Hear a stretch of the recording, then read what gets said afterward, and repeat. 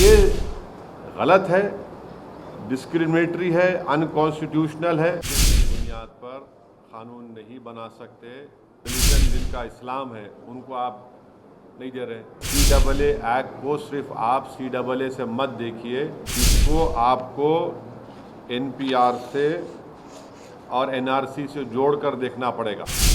नरेंद्र मोदी और BJP को ये क्यों भूल गए कि कितने लाखों लोग कश्मीरी पंडित मुल्क से बाहर हैं। अब जब रूल्स बनाए तो हम सुप्रीम कोर्ट में डालेंगे और इसके ऊपर हम कोशिश करेंगे कि सुप्रीम कोर्ट में जाकर इसको उठाया जाए। वाइट साउथ अफ्रीका ने बनाया था तो महात्मा गांधी ने उस कानून को फाड़ दिया था। मैंने भी पार्लियामेंट में इस CAA के उस बिल को फाड़ा था। तीसरी बात यह है कि अब 4 साल के बाद ये सरकार रूल्स बना रही है। मैं देश को ये बताना चाह रहा हूँ कि मैंने नहीं, मौजूदा अभी प्रेजेंट होम मिनिस्टर ने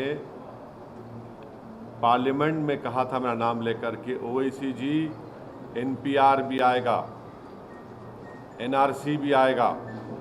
कई TV के इंटरव्यूज़ में उन्होंने बात कही थी।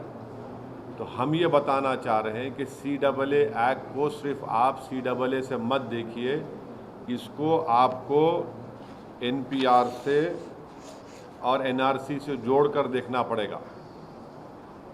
और जब वो होगा तो जाहिर है उसमें सबसे ज़्यादा निशाना बनेंगे मुसलमान, दलित, आदिवासी और गरीब लोग। पांचवी बात यह है कि अब आसाम में सुप्रीम कोर्ट मॉनिटर्ड एक NRC हुआ। 19 लाख लोगों के नाम नहीं आए, जिसमें से लगभग 10 से 12 लाख हमारे हिंदू भाई बहनों के नाम नहीं आए। उनको अब हेमंत बिस्वा शर्मा ये बोल रहे हैं कि CAA कानून जब इम्प्लीमेंट होगा तो उन सब को सिटीजनशिप मिल जाएगी, क्योंकि उनका रिलीजन उसमें इंक्लूड हो गया। अब उसमें 1 लाख से 1.5 लाख या 2 लाख करीब जो मुसलमान नाम है उनको इसका फ़ायदा नहीं मिलेगा। ये बताइए, ये नाइंसाफ़ी नहीं है तो क्या है? हेमंत बिस्वा शर्मा ने कहा, BJP के नेताओं ने कहा कि 19 लाख में जो 10 से 12 लाख जो हिंदू भाई बहन के नाम नहीं आए उनको मिल जाएगा, पूरा सिटीजनशिप मिल जाएगी उनको। अब आप बताइए नाइंसाफ़ी नहीं है तो क्या है? छठी बात यह है कि भारत में सिर्फ 5% लोगों के पास पासपोर्ट है। ओनली 5% लोगों का पासपोर्ट है। रिमेनिंग लोगों का पासपोर्ट नहीं है। और फिर आधार कार्ड आप देख लिए, प्रूफ ऑफ सिटीजनशिप नहीं है, उसमें खुद लिखा हुआ आधार कार्ड में। भारत में बर्थ रजिस्ट्रेशन 1959 तक मैंडेटरी नहीं था। 1996 में सिर्फ 50% इंडियंस के पास बर्थ सर्टिफिकेट्स था। तो जब NRC होगा, NPR होगा, तो उसमें बायोमेट्रिक एक्सरसाइज होंगी उसमें, और लोकल रजिस्ट्रार में लिस्ट लगाई जाएगी प्रमोद साहब की, असद साहब की। अब प्रसाद साहब जाके बोल सकेंगे ना असद साहब के डाउटफुल है, मैं डाउटफुल बन जाऊंगा। अब मुझे प्रूफ करना पड़ेगा। अब मैं मेरे दादा का बर्थ सर्टिफिकेट लेकर आऊँ क्योंकि मेरा रिलीजन इस्लाम है, अब मैं फिरते रहूँ तो फ़ायदा किसका होगा? रद्दी वाले का ही फ़ायदा होगा ना। तो ये इसीलिए ये एक्सरसाइज ये जो लॉ है ये रिलीजन की बुनियाद पर बनाया गया, ये डिस्क्रिमिनेटरी है, अनकॉन्स्टिट्यूशनल है।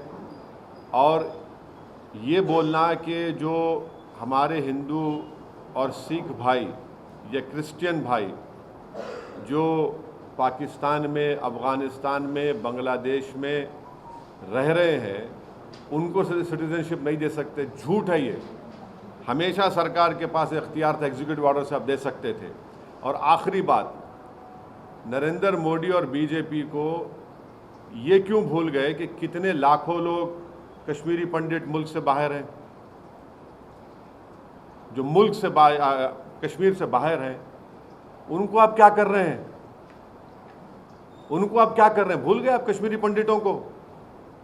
कम से कम 5 लाख कश्मीर के बाहर हैं, लेकर जाइए ना कश्मीर में उनको।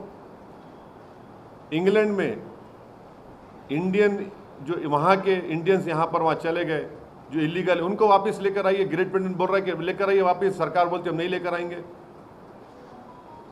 तो ये गलत है, डिस्क्रिमिनेटरी है, अनकॉन्स्टिट्यूशनल है। सरकार के पास पहले से पावर्स थे और है और रहेंगे कि वो जो हिंदू भाई बहन पाकिस्तान में है या बांग्लादेश से है, आप दे सकते हो उनको। और मैंने खुद केस डाला है सुप्रीम कोर्ट में।